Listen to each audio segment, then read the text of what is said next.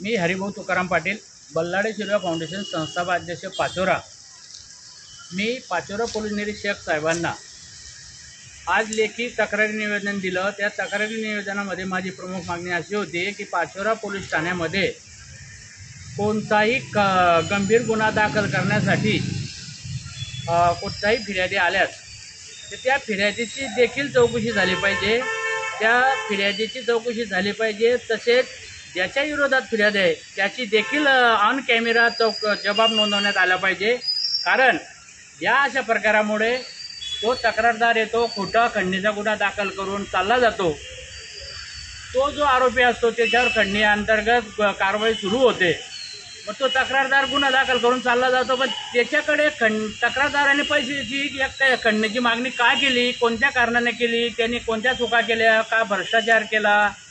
आता पाचोऱ्यात काल परवापासून जे मॅटर चालू आहे 2 कोटीची खंडणी मागितली, तर याची शहानिशा तक्रारदाराकडून बी तक्रारदाराची बी करावी, त्याच्या विरोधात तक्रार दिली त्याची देखील करावी। या अशा कारवाईमुळे अशा चौकशीमुळे उद्या खोटे गुन्हे दाखल होणे पाचोरा पोलीस ठाण्यात थांबेल।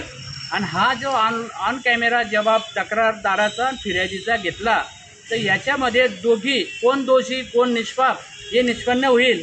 पुढील काळामध्ये माननीय न्यायालयात पाचोरा पोलिसांना पुरावे सादर करताना हा ऑनलाईन रेकॉर्ड केलेला जबाब ठोस पुरावा आम्ही कामात येईल आणि त्यामुळे कोणताही आरोपी निर्दोष सुटणार नाही। यासाठी पाचोरा पोलीस असो की जिल्ह्याचे पोलीस असो, अन्य कोणत्या पोलीस ठाण्यात खंडणीचा गुन्हा दाखल होत असेल या कुठला गंभीर गुन्हा दाखल होत असेल तर फिर्यादीचं आणि ज्याच्या विरोधात तक्रार देतो याची दोघांची वेगवेगळ्या ठिकाणी ऑन कॅमेरा जबाब नोंदवले गेले पाहिजे। ते जबाब कोर्टात दिले पाहिजे। दोघांच्या एकमेकाच्या फिर्यादीवर एकमेकावर गुन्हे दाखल झाले पाहिजे, दोघांनाही आरोपी केले पाहिजे। कारण आता परिस्थिती अशी झालेली आहे की माझ्याकडे कोणी काही आलं का, माझी कॅपॅसिटी आहे का, माझ्याकडे कोणी खंडणी मागितली पाहिजे तर माझ्याकडे तसं उत्पन्न पाहिजे, माझ्याकडे तसं आवक पाहिजे, मी मोठ्या क्षेत्रातला बिल्डर पाहिजे, मी डॉक्टर पाहिजे, कारखानदार पाहिजे, तरच माझी तेवढी उलाढाल पाहिजे, तर माझ्याकडे खंडणी मागण्याचा विषय उत्पन्न होतो। जर मी मुळातच 200-400-500 रुपये रोजान जर मजुरी करत असेल आणि मी खंडणीचा गुन्हा दाखल करेल तर तो देखील पोलिसांनी करू नये। माझी परिस्थिती आर्थिक परिस्थिती तपासणी करावी। तसेच जो खंडणी दाखल करायला येतो त्याची प्रामुख्याने चौकशी वेगळ्या ठिकाणी करावी, ऑन कॅमेरा करावी। आणि त्याच दुसऱ्या ठिकाणी ज्याच्या विरोधात फिर्याद द्यायला खंडणी आलेला आहे जो तक्रार आरोपी म्हणून त्याच्या विरोधात तक्रार देणार आहे त्याची देखील दुसऱ्या याची चौकशी करावी, ऑन कॅमेरा करावी, अशी मागणी मी आज याचं निवेदन पाचोरा पोलीस निरीक्षक राहुल पवार साहेबांना दिलेलं आहे।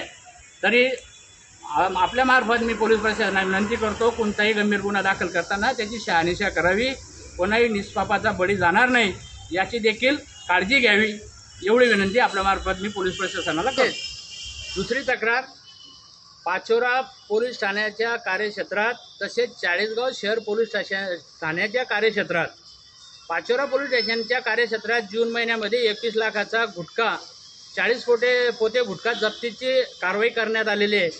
त्या गुन्ह्यात फक्त वाहन चालकावरच गुन्हा दाखल करून बाकीचं आरोपींना सोडवण्यात आलेलं आहे।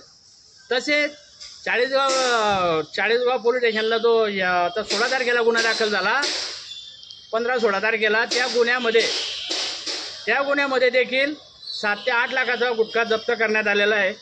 तर माझा असं पोलीस प्रशासनाला विनंती आहे तर त्यासाठी मी अप्पर पोलीस अधीक्षक चाळीसगाव तसेच उपविभागीय अधिकारी पाचोरा तसेच पोलीस निरीक्षक सो पाचोरा तसेच पोलीस निरीक्षक सो चाळीसगाव शहर पोलीस स्टेशन यांना मूळ तक्रार अशी केलेली आहे की जो बी इमल गुटखा सापडत असेल तर तो धुळ्याचा माणूस पाचोऱ्यात कोणासाठी आणतोय गुटखा, कोणाच्याकडे देतोय याची चौकशी पोलीस का करत नाही, असा आपल्यामार्फत पोलीस प्रशासनाला प्रश्न आहे। फक्त ड्रायव्हर गुन्हा दाखल करून ती फाईल बंद करण्याचा प्रकार हा गंभीर प्रकार आहे। यामुळेच सततचा गुटखा जळगाव जिल्ह्यामध्ये प्रत्येक पोलीस यांच्या हद्दीत प्रत्येक महिन्याला सापडत आहे। तर याचं कारण असं आहे की पोलीस कुठल्याही तळाशी जात नाही, गुन्ह्याची तपासणी करत नाही, इमल गुटख्याच्या मुख्य तस्करी करणाऱ्या माफियाला पकडत नाही, हे प्रामुख्याने माझं म्हणणं आहे। तर त्यासाठी मी अप्पर पोलीस अधीक्षक चाळीसगाव यांची भेट घेऊन त्यांना मी तक्रार करणार आहे. आता काल का परवाच मोठा ड्रग्स चाळीसगावमध्ये 60-50 लाखाचा कोटीचा सापडलेला आहे. तर मग असे गुन्हे का होता, तो ड्रग्स कुठे जात होता, कोणाकडे आला होता, हे सतत जात असेल तर त्यासाठी पोलीस प्रशासनाला, जिल्हा पोलीस अधीक्षकांना एक नम्रपणाची विनंती आहे. जे पोलिसांना त्यांचा कार्यकाळ संपला असेल अशा पोलिसांना तात्काळ प्रत्येक पोलीस स्टेशनमधून हालचाल केली पाहिजे, त्यांची बदली केली पाहिजे, त्यांच्या जागेवर नवीन पोलीस आले पाहिजे. या जे जुने पोलीस आहे यांच्यामुळेच हे जे जुनी यंत्रणा आहे, हे जुने ड्रग्स यांना जाणं, विमल गुटखा सापडणं, काहीतरी चोरी चपाटी होणार आहे. तर याला जुने पोलीस जे कायम 5-5, 7-7 वर्ष त्यांची मुदत संपली असे पोलीस कार्यरत आहे यांच्यामुळे होतं असं माझं 100% मत आहे. तर त्यासाठी जिल्हा पोलीस अधीक्षकांनी जुने जे पोलीस त्यांची मर्यादा संपलेली असेल या त्यांचा कार्यकाळ संपलेला असेल अशा पोलिसांना दुसऱ्या पोलीस ठाण्यात वर्ग करावे आणि इथं नव्याने पोलीस द्यावे. चाळीसगाव असेल या पाचोरा असेल, नवीन पोलीस दिल्याने कोणताही अवैध धंदे चालकाची त्या नवीन आलेल्या पोलिसाचं मिळतं जुळतं होत नाही. तर जे पोलीस जुने असतात त्यांचं मिळतं जुळतं असतं आणि त्यांचीच साखळे असते. म्हणून हे वारंवार सरत विमल गुटखा पकडला जातोय, ड्रग्स पकडला जातोय, गांजा पकडला जातोय. याकडे जिल्हा पोलीस अधीक्षक साहेबांनी प्रामुख्याने लक्ष देणं गरजेचं आहे. एवढं आपल्या मार्फत मी विनंती करतो.